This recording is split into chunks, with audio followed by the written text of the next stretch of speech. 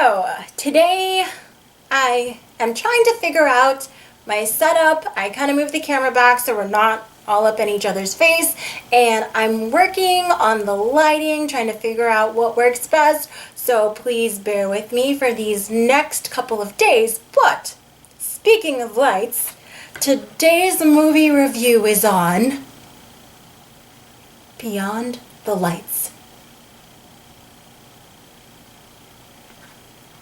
This is one of those movies that I like to refer to as a golden nugget, and the reason I say that is because not a lot of people know about it to either say whether it's good or bad, and I like that because it's not one of those movies that's super hyped up and then you go and see it and you're let down, which is always upsetting. This way you kind of aren't as critical about it and give it a little bit more leeway than you might a movie that you're really interested in seeing. That being said, let's get into the review. This movie is about a superstar. She's at the height of her fame, and she has a stage mom who's pretty much insane and wasn't able to live out her own dreams, so she lives vicariously through her daughter and pretty much makes her do whatever it takes to be famous and to be out in the public, even if that means pretty much being nude and taking and doing like almost on the verge of pornographic material, I guess.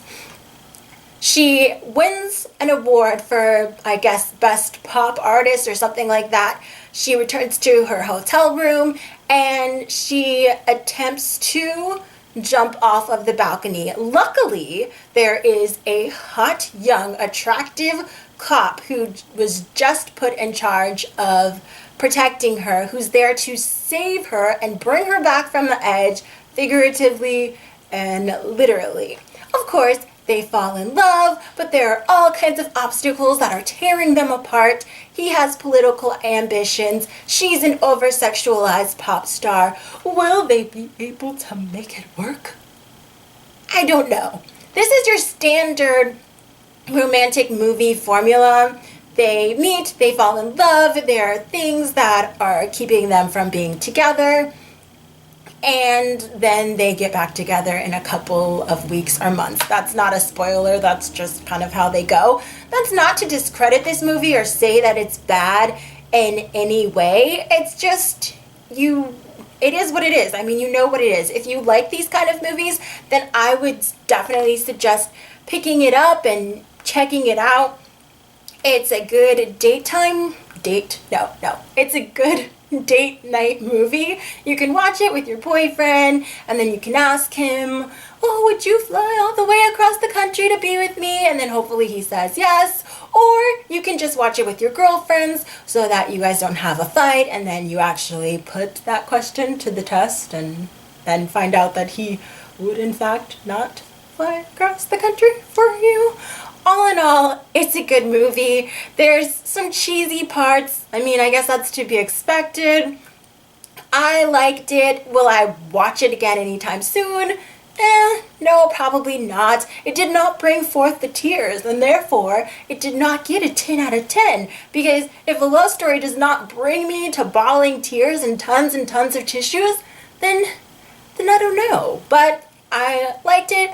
I would suggest it. If you're not into these mushy-gushy kind of movies, then avoid it.